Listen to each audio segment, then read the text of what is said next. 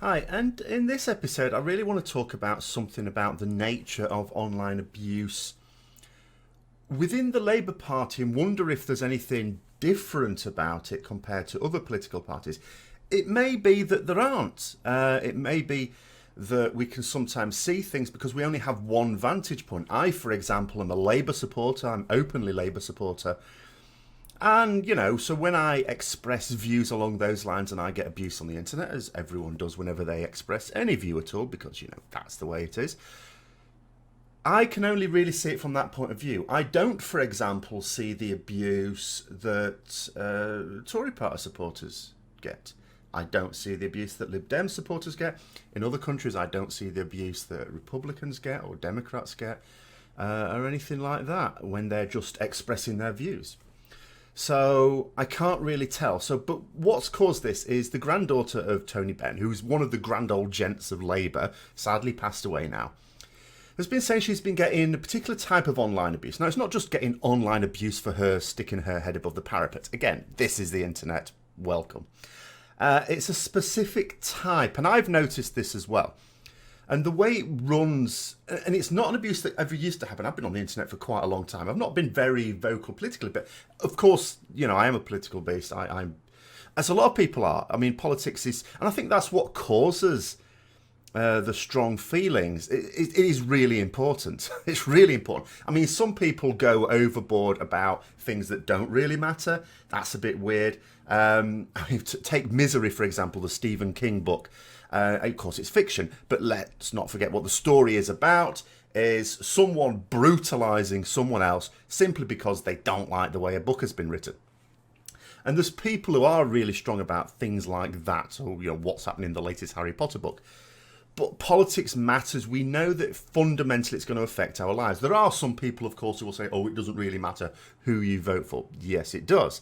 The difference between who gets in power and how much power they have, because there's a difference there in terms of how much support they've got for passing bills and so on, does have a tangible effect on your lives over the next few years until the next election, and then we'll see what happens.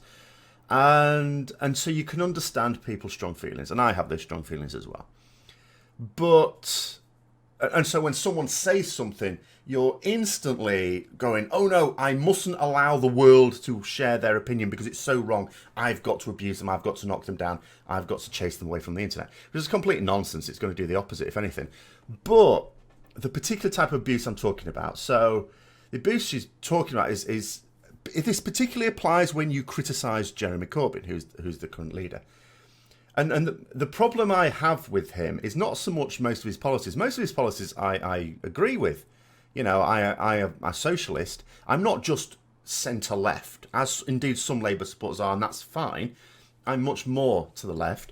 And so a lot of his policies are things, I would absolutely like to see that in place. There are some policies I wouldn't. There are some ones that I absolutely wouldn't. But in terms of let's say the Labour manifesto at the last election, totally on board with that. Totally on board with it. Now, but the problem is, whenever you criticise him, straight away you'll get people coming online and calling you a secret Tory supporter, which is the most retarded thing ever, because a Tory supporter, well, they support the Tories. No one comes out supporting Labour publicly and then just secretly votes Conservative, because all they've actually done is give the Conservatives one vote and maybe given Labour a load of votes because you're trying to convince them to vote Labour. Anyone who publicly says, I want you to support Labour because of this, they're a Labour supporter. Even if they vote Conservative, because that would just be stupid. No one does that. No one does that because it would make no sense at all. But what I want to look at, and I know this happens, so this has been happening to the granddaughter of Tony Benn. She's been called all these things just because she's called for Jeremy Corbyn to stand down. Now, these things happen all the time. And again, the general abuse you can understand. I mean, there are people who call for Theresa May to stand down. And if Conservatives do that, I'm sure there are other Conservative supporters of Theresa May who throw them abuse as well, because that's the nature of people. But do they really go to them, oh, you're just a secret Labour supporter, you want Labour to get into you? No, they don't. So is this a particularly Labour thing, or does it exist elsewhere? I mean, that's what I don't really know. But what I do know is that whether it happens elsewhere or not, or whether it is uniquely now within Labour that we're fighting amongst ourselves in this way. And I say fighting amongst ourselves, I don't mean the problem with disagreeing with each other. Of course we should disagree. You get any two intelligent people to discuss anything at length, they will eventually disagree. I mean, let us not forget Tony Blair and Gordon Brown, huge allies some time ago. You know, shared office, they were like two peas in a pod. But there were small differences. Those small differences emerged, of course, when it came time for them to want the leadership of the Labour Party, and it sort of widened from there. But in most of their attitudes towards things, as they were getting ready for getting Labour into power, they were in agreement. So I'm not saying that we shouldn't disagree. We should absolutely disagree and we should have those say. But we should also bear in mind that these things are decided democratically. Like whether or not Jeremy Corbyn is leader of the Labour Party is decided democratically. He is leader of the Labour Party because the vast majority of people who have a vote wanted him to be Labour leader. And if there was another vote, the same thing would probably happen. So the likes of me or anyone else criticising him or saying what we'd like him to do differently and saying that if he's not going to do those things differently, he should step aside and let someone else do it. There's no need to get all that het up about it. Because at the end of the day, no one gets to decide whether he steps down other than him himself. You know, it's a democratic vote. That's the beauty of democracy. But Labour tradition, all parties emerged from a feeling that their people are not being listened to. And with Labour, it comes from, as the name suggests, workers. And The Red Flag is a song that is very strongly tied to the Labour Party in the UK. And there's a couple of things in there that just seem to now be absent. So first of all, the key line is the workers' flag. I mean, that's what it's all about. It's about the worker. Which, you know, and Jeremy Corbyn's modern slogan, for the many, not the few. I mean, that's the whole thing. I would prefer it if it was for all, because I would argue that even very wealthy people would actually benefit from socialist policies. I believe everyone benefits, ultimately. Because as a nation, we're more productive, and therefore the wealthier can remain wealthy. You know, they don't lose out. But some people the problem with the system we have now is some people acquire wealth that they've not really earned. So I suppose those people wouldn't do quite so well. But I still say that everyone really benefits and being a happier society, all the rest of it. But there is another line as well in the chorus. It says, raise the standard. And it's raise the scarlet standard high, beneath its shade we'll live or die. And the idea of a standard is it's something to people to rally around. That's it. And that's the key line in it. But we don't. We don't rally around it. And that's the reason why we don't look like if there was a general election soon. Like, under normal circumstances, if you just looked at the party in government, Conservatives, you'd think they've no chance of winning a general election. But they absolutely do. Not because, you know, they're doing all right. They're doing terribly. They're splitting themselves apart. It's an absolute embarrassment. I don't think very many people have got anything good to say about the government at all.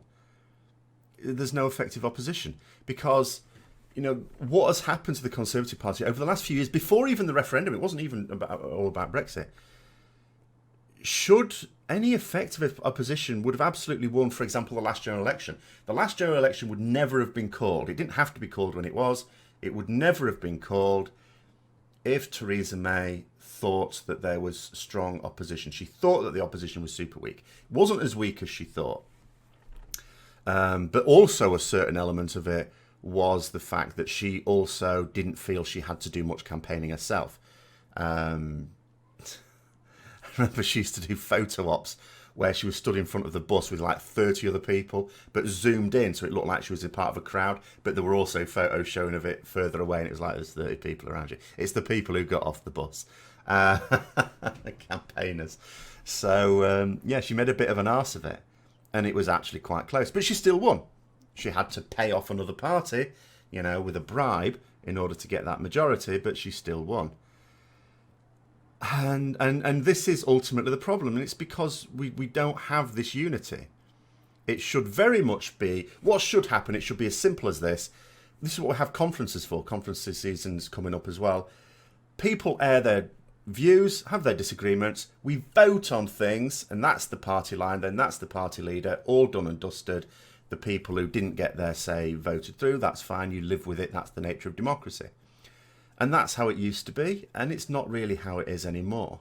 And I don't know whether it is just within the Labour Party, who for some reason think it's a good idea to contract their power base, because that's what they're doing. They're saying, if you're not this far to the left, then you're not a real Labour supporter. Well, so what you're saying is you want a massive reduction in your support base, because that's going to get you in government. No, we're going to get in government by being as many people as we can be. In fact, what we want in our power base are actually people who are more central.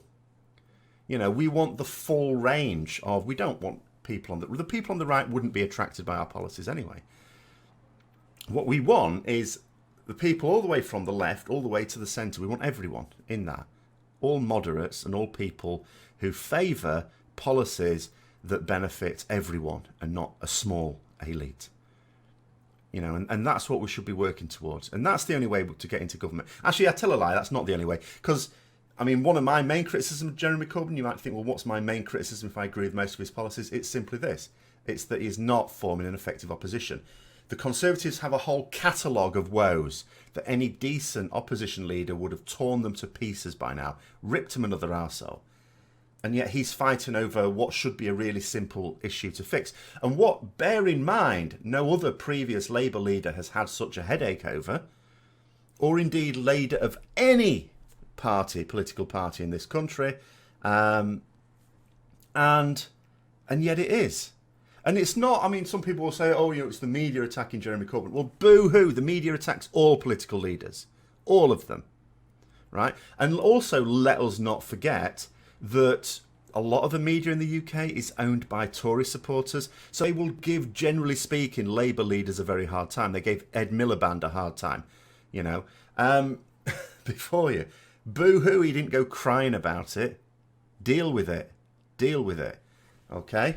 But that's not what it's about. We're talking here about criticism within the Labour Party that's not been dealt with. It's just been dismissed as people, oh, you're not real Labour supporters. Oh, yeah, you pay your dues, you campaign for Labour, you know, but you're not real Labour supporter. What? How retarded is that? How retarded? But anyway, I mean, especially if you're watching this and you're a member of another political party, is this the sort of thing that generally goes on? You know, not just abuse when someone says something different, but specifically being accused of not even being a supporter of that party just because you say something different? Or is it uniquely Labour? And if so, oh dear, we are in trouble, aren't we? So anyway, those my thoughts on it. I hope you enjoyed the video. If you did, don't forget to like and subscribe. Comment down below. And until next time, I'll see you later.